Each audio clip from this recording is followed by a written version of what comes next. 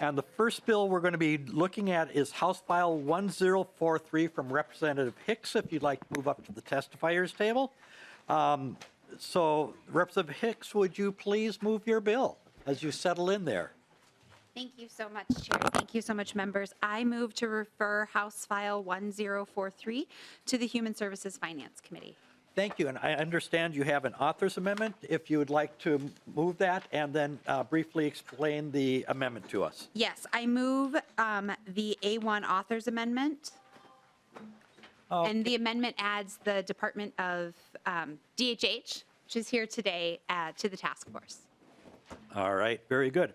Are there any questions for the author on the A1 amendment? This is just to get it, the bill in the shape that the author would like. Hearing none, all in favor of the A1 amendment to House File 1043 signify by saying aye. Aye. Opposed? The motion carries. The amendment is adopted. Representative Hicks, to your bill, please, as amended. Thank you so much. I want to start by saying thank you to the disability advocates who have worked tirelessly to bring this bill forward. This bill is designed to create an accessibility task force and pilot projects. People with disabilities who use disability services find the process of accessing those services incredibly difficult. The system is confusing, disjointed, and can be traumatizing to continue to have to access. Although disability services are aimed to support people with disabilities, sometimes getting those services supported can have all kinds of different barriers. And when we talk about accessibility, we aren't talking about just physical barriers, but we are talking about logistical barriers, sensory barriers, the ability to get accommodations met in a timely fashion when needed, kind of all of those larger accessibility thoughts. From everything from completing paperwork to needing specific ways to submit paperwork, as we've heard in this committee and others. Sometimes DHS's systems are a little behind the times. And so access to a fax machine is sometimes a barrier. Communicating with lead agencies, working with specific providers, having very structured, prescribed ways to access services that sometimes are not able to work for a variety of reasons. Participating in assessments, which can focus on how to access services, and in certain circumstances really leave room for communication and interaction barriers and concerns. So we look to bring this forward to try to identify where are the holes in the system, how do we make them better, and what are innovative ways that we can do to improve service access for people with disabilities across our system. Okay, thank you very much, Representative Hicks. I understand we have a number of testifiers out here today. The first person I have on the agenda here is Jillian Nelson. If you'd like to come forward, please, introduce yourself and who you're with, and welcome to the committee. Good morning, Chair Fisher and committee members. I am Jillian Nelson. I'm the Community Resource and Policy Advocate at the Autism Society of Minnesota. I'm so grateful to Representative Hicks for leading this bill for us, especially as someone who has grown to know DHS very, very well. I am also an autistic adult, and I am a participant in Ramsey County Disability Services. I will tell you, most days my work here on the Hill is simpler, more streamlined, and effortless when compared to the process of applying for and navigating disability services. Disability Services is the only program in Minnesota that 100% of the participants are people with disabilities, and currently it is one of the least accessible programs Minnesota offers. House File 1043 can change that.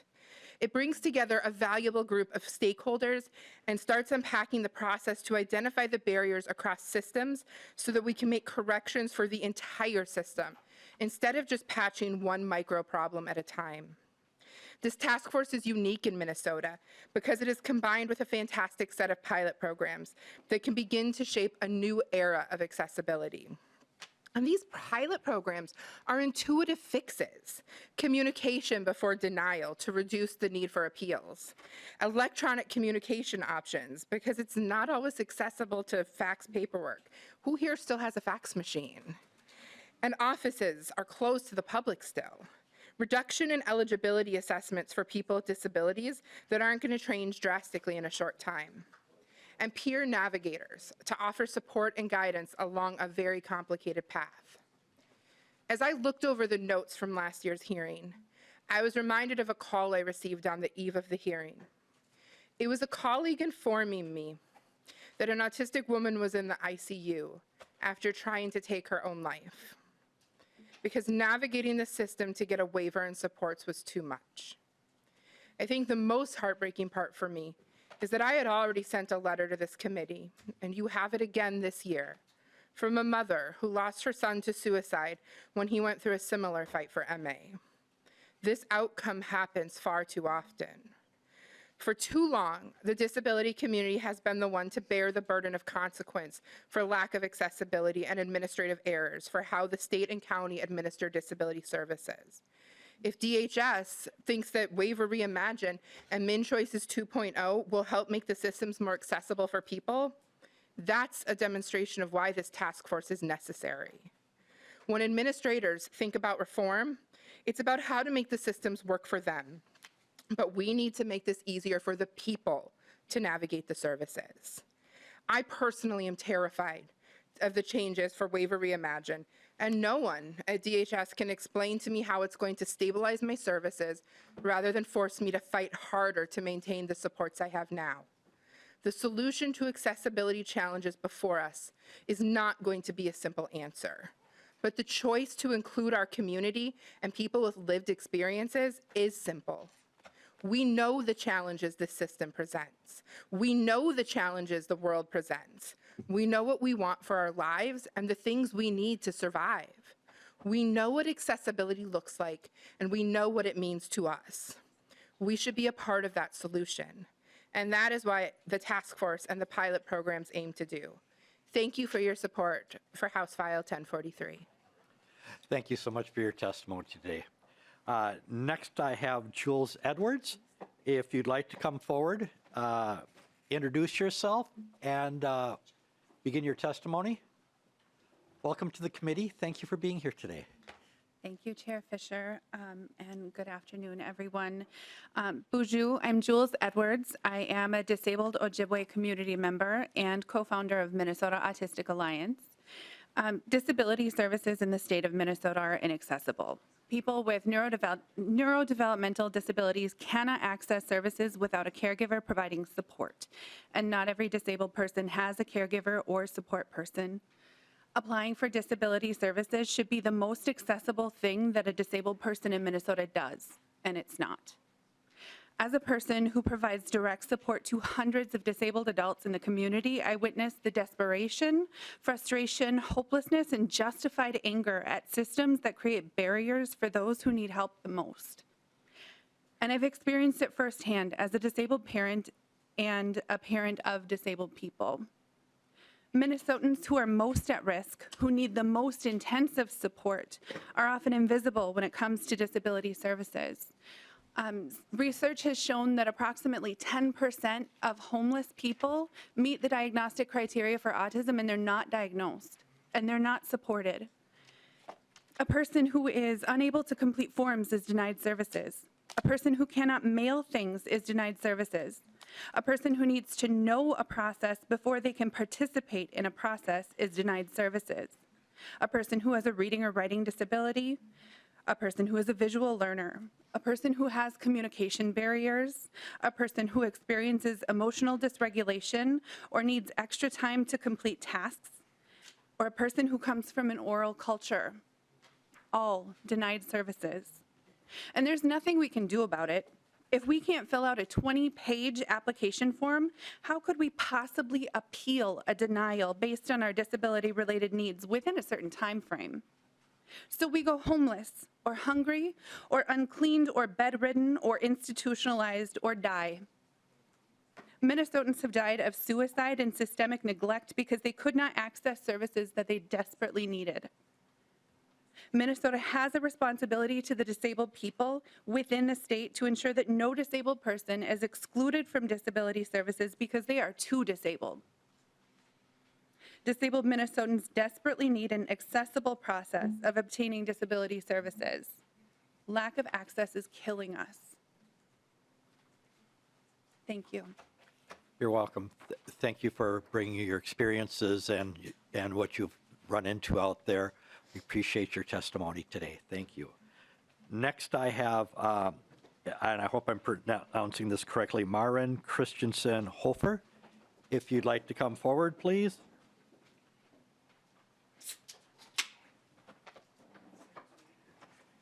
Thank you so much for taking the time to be here today. Please introduce yourself, who you're with, and start your testimony. Hi, my name is Sarah Mohammed. I am with Autism Society, and I am the grant administrator for MAN. Unfortunately, Maren could not be here today, so I will be reading her testimony on her behalf. Thank you. Go ahead. Good afternoon, Chair Fisher and committee members.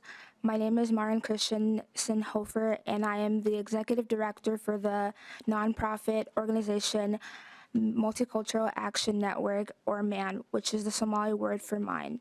Our organization serves autistic children and their families primarily in the Somali and Oromo communities, and I am here to speak to you in support of HF1043, which seeks to address the fact that services for people with disabilities are in fact inaccessible to people with disabilities.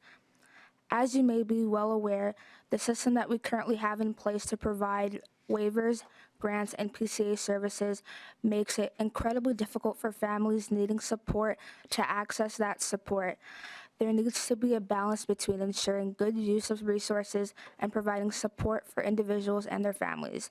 Right now, that scale is weighted heavily in favor of resource protection and away from providing support. Our organization helps families navigate the often complicated path to services for children with disabilities. We have worked with families that have been denied waivers because they didn't know what a Wechsler was, which is an IQ test. We have seen families denied waivers because they didn't have access to a fax machine and couldn't meet paperwork deadlines. We have seen families denied waivers because they did not use the words elopement or respite to describe their child's needs. In one case, a family called us in a panic because they had taken their child to see a doctor, and the doctor's office turned them away because their medical assistance wasn't up to date. The family was in a panic. Knowing that their child needed medical attention, our organization had helped this family access disability-based medical assistance just a few months before. So we knew that it could not be a problem of submitting renewal paperwork incorrectly. It took us 22 phone calls to various agencies at the county and state to figure out what had happened was a problem with the Max and Mex's computer systems not talking to each other. The family had done nothing wrong. It was a system problem. Yet how many families have the bandwidth or the tenacity to troubleshoot problems like this? How are working families supposed to troubleshoot when they need to take time off from work to make phone calls during business hours?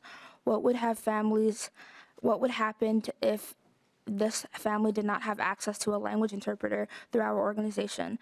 How many families who qualify for services simply give up when the barriers to access are too high? How to access something? Do you know someone who does? Is there someone in your social circle who can answer questions or troubleshoot, or someone who can make a call on your behalf? All of those services are services our organization provides, but the truth of the matter is we only reach a very small percentage of individuals that need the help, and any system that relies on social capital for access is by definition discriminatory. It is time for us to take a good hard look at how to improve the accessibility of our services for people with disabilities, and this bill does exactly that. Services for people with disabilities must be accessible to people with disabilities, and that is why I ask for your support of HF 1043. Thank you. You're welcome. Thank you for reading the letter. If that can be sent to Nick Struma-Langer, he will be able to then post it on our website so that everybody else will be able to see it also. Thank you for taking the time to do that today. Next, I was wondering, is there anyone else in the public that would like to testify on the bill? Hearing none, I want to thank all the testifiers for their presentations. I will open up to members for any questions or comments on the bill. Representative Keel. Thank you, Mr. Chair. I think, thank you, Representative, for bringing this forward. I think it's a little sad that we're talking about a study research to figure out what needs to be fixed when a lot of it probably should be addressed yesterday. So while I'm reticent to support more studies rather than action, I will certainly support this, but I'm hoping that we can move this study along much quicker because it's very difficult to see how long it has taken for disabilities to get action. And I've been around this bench a little while and really disappointed we're still talking about some of this. So thank you. Thank you, Representative Keel. Next, Representative Hicks, would you like to comment at all? Or Sure. Go ahead. Thank you, Chair, and thank you, Representative Keel. I would second. I've also been around this game quite a while in disability advocacy. And like the Council on Disability always says, the things that are good for people with disabilities are good for everyone. And so this study and subsequent pilot projects will make all of our processes better, I believe, because we will identify where the holes are. And one of the things that is unique about this and that has been missing, as Ms. Edwards spoke to, is that people with disabilities will be at the center of the task force providing the feedback instead of a bunch of ables making the decisions about what they need for accommodations. And that's what makes this unique and why it is so incredibly needed. Thank you, Representative Hicks. Next, I will go to Representative Coran. Thank you, Chair. And thank you, Representative Hicks, for this bill. I know we talk a lot about this space, specifically in disability services. And I just wanted to take a second. I think, I know, at least for myself, that one of the main reasons that I tried so hard to be here in this room is to help lift up voices for people that we don't get to hear often in these spaces, and to be persistent about these things. And I think a lot of us have that in us as well as part of our drive to be here. And we are doing some great work in this committee that will have some good, lasting, improvements for people. But as I'm sitting here and listening to how meaningful this would be, I think there's no better way to ensure that the services we discuss in this room, there's no better way to do that than creating a table for the people who are receiving the services themselves that we end up making decisions about. So I just, to me, that's a really powerful way to look at it, that, as I'm sure Representative Hicks did, wanted to run for office to help lift voices. And while that's all fine and good, we have a real opportunity to not just lift up, but give a platform for those voices. So thank you. Thank you, Representative Coran. Next, I'll go to Representative Finke. Thank you, Chair Fisher. And I was really struck by something that the final testifier said about a system that requires social capital as access is a discriminatory system. And I was just wondering if either Representative Hicks or Ms. Nelson would be just able to sort of add a little color around that. Like I come into community with many individuals with disabilities, but part of their relationship to me is an access to social capital, right? I mean, there is just this way that the world operates, and I would just love to hear a little bit, enunciation from you all on how that feels and what we can do to better understand that need. And who would like to answer first? Go ahead. Thank you, Chair Fisher. Social capital in the disability community is such a valuable thing. Ms. Edwards recently sent me a screenshot of an attempt to develop a flow chart in how to get a waiver. I promise if you talk to 5 people with a waiver, only maybe one person followed that because the process is never changing. Social capital to access disability services, you need to have social capital for someone to tell you you qualify for disability services. I was 38 years old before someone told me I could have support. I lived my life from one crisis to another. I jokingly say I was very similar to a feral cat. But that's not really a joke. Like I existed in maladaptive behavior because even within this community, nobody knew that someone like me could have services until someone else accessed it first and could tell me how. And then within that process, I had to go through 1,100 crises to get that approved, and I needed a different resource. I called on Miss Edwards. I called on Trevor Turner, I'm sure. I called on Disability Law Center. I called on Natasha Mers from DHS because I was in committees with her throughout the pandemic. I messaged Kim. Not everyone has that access. I had the social capital to come out with a waiver. But what if you're 32, 23, 18? What if you're a single mom and your kid was just diagnosed with a disability and you don't know anyone else in the community? Then you have no way to walk through that door. You have no way to know there is a door, let alone that you belong on the other side of the door, let alone that there's a table for you to sit at, let alone that there's any help. And there are so many people in our community that are struggling, and that it is not till they are on the brink of crisis, in tears, melting down, and someone says, hey, did you know about this? And their whole world changes. And we need to stop that from happening. Because I hear all the time, well, I get calls, I run our information resource hotline, and I get calls from people that are like, well, do you guys offer food help? Do you offer daycare help? I called the county and I don't qualify for SNAP. But they have 2 children with autism and no one suggested Medicaid or EIDBI or a waiver or a family support grant. They were just told, no, you don't qualify for food stamps. We need to stop that. We need the system to be accessible so that we aren't. So we have less feral cats, to be completely honest, so that there's less maladaptive behavior, so that there's less trauma. And when there's less trauma in the disability community, we can do amazing things. I don't know where my career would be or who I would be if I didn't have the supports I have, but I get to sit here in front of you. I get to work on legislation like this with Representative Hicks because this works. I am a taxpayer because this works. But also, it was nearly a full-time job to get that. Thank you, Ms. Nelson. Representative Finke. Thank you so much for sharing. And I just want to point out that this is one more instance of a discrimination that exists that is our responsibility to close that gap. It is not the responsibility of people who need these services. We, as representatives of the government, are responsible for that problem. Thank you. Not seeing any other comments or questions.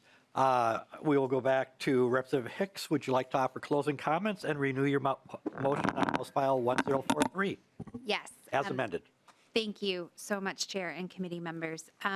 I think the testifiers said it better than I ever could. But what I will say is that I've spent my entire life helping people advocate. I am people's social capital. And I also get very frustrated with the system that I know and work in. And so I know that there are barriers for a lot of different people, and I want this bill to move forward because I want the people experiencing those barriers to help us identify what they are and help us identify the solutions to improve them. For me, that is so important that we not just dictate and guess and hypothesize about what will make it better, but that we really listen to the voices of people accessing the service and respond accordingly. And so I thank you so much for your time, and I move my motion for House File 1043 to be referred to Human Services Finance. Representative Hicks renews her motion to refer House File 1043 as amended to the Human Services Finance Committee. All those in favor signify by saying aye. Opposed, say nay. Motion carries, and House File 1043 as amended is referred to the Human Services Finance Committee. Once again, thank you to our testifiers.